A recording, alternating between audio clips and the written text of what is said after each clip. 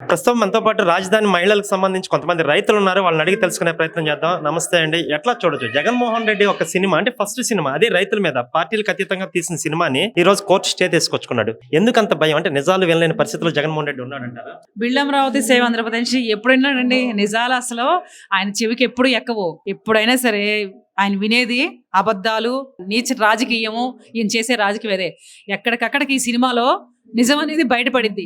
బయటపడటం వల్ల తనకి ఎంత ఇది ఏర్పడిద్ది అంటే వేరియేషన్ చాలా వచ్చింది. అది దానికి ముందు భయపడిపోయాడు. భయపడటం వల్ల ఆయన సినిమా ఆపినంత మాత్రాన ఆగేదేమి లేదండి.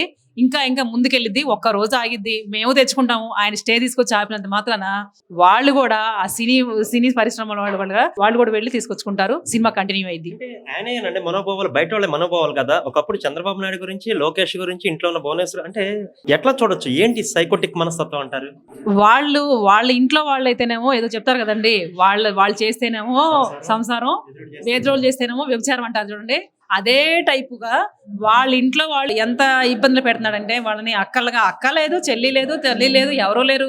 అలాగే ఇన్ని వేల కోట్లతో సినిమాలు తీసింది యోహం గాని ఇంకో యాత్ర గాని దానికి ఎవరూ వ్యతిరేకం చేయలేదు కదండి.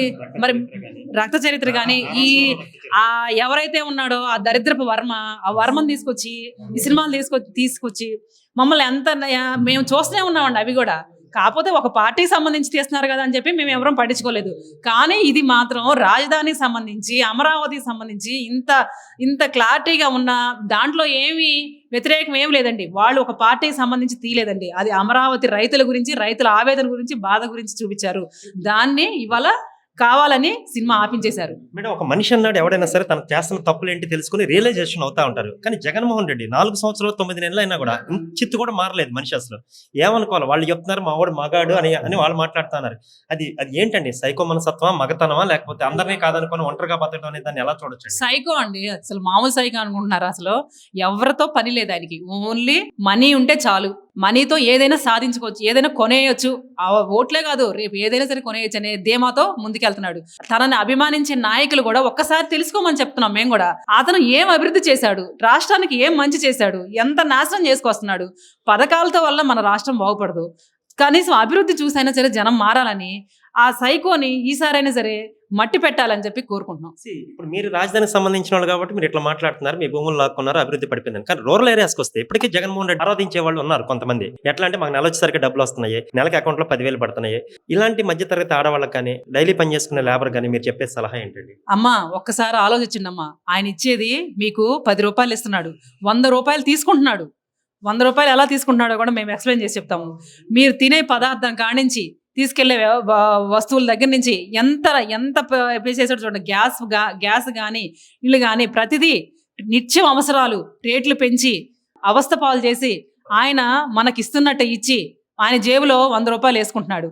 దాన్ని మేమే కాదమ్మా, మొత్తం రాష్ట్ర ప్రజలందరికీ తెలుసు. ఒక్కసారి ఆలోచించమని అడుగుతున్నాం. ఇప్పుడు ఆల్మోస్ట్ జగన్ వెనకాల నమ్ముకున్న మనుషులు ఎవరు అంటే 2014లో జగన్ రావాలనుకున్న వ్యక్తుల్లో సొంత కుటుంబం కావచ్చు, నాయకులు కావచ్చు, ఆల్మోస్ట్ ఖాళీ అయిపోయిన పరిస్థితి.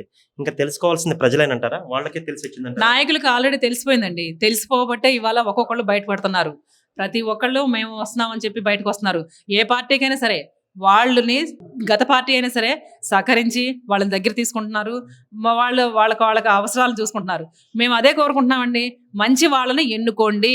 రాష్ట్రం కోసం, రాష్ట్ర భవిష్యత్తు కోసం మంచి వాళ్ళని ఎన్నుకోండి. ఎవరైనా సరే, ఏ నాయకుడైనా సరే, ఏ నాయకుడు అయితే రాష్ట్రం కోసం పాటుపడతాడో ఆ నాయకుడిని ఎంచుకోమని ప్రతి ఒక్కళ్ళని రాష్ట్ర వ్యాప్తంగా రాష్ట్ర ప్రజలందరినీ వేడుకుంటున్నామండి. హాస్యాస్పదకరమైన విషయం ఏంటంటే 10 సంవత్సరాలు అయిన తర్వాత మళ్ళీ మాకు ఇప్పుడు ఉమ్మడి రాజధాని హైదరాబాద్ కావాలని మాట్లాడడం నాయకుల యొక్క పరిణితికి ఏ నిదర్శనం అంటారా? లేదా జనాలు పిచ్చోళ్ళు కాబట్టి మేమేం చెప్పినా వింటారనుకుంటాం కరెక్ట్ అంటారా? అదేనండి.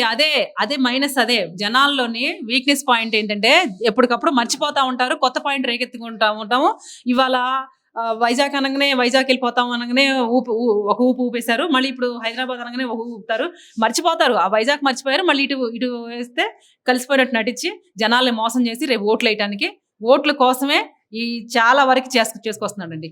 ఏంటి విధ్వంసం? ఏంటి మేడం ఇది విధ్వంసం అనేది? దేని మీద విధ్వంసం? అంటే మీ అమరావతి మీద విధ్వంసమా, రాష్ట్ర విధ్వంసమా, పట్టిసీమ విధ్వంసమా, పోలవరం విధ్వంసమా, మందు విధ్వంసమా, ఎడ్యుకేషన్ వ్యవస్థ విధ్వంసమా, దేని మీద అనుకుంటున్నారు? అన్నిటి మీద అండి. ఫస్ట్ ఆఫ్ ఆల్ రాజధాని మీద విధ్వంసం చేశాడండి. విధ్వంసం మూలాన అన్ని బయటకు వచ్చినాయి.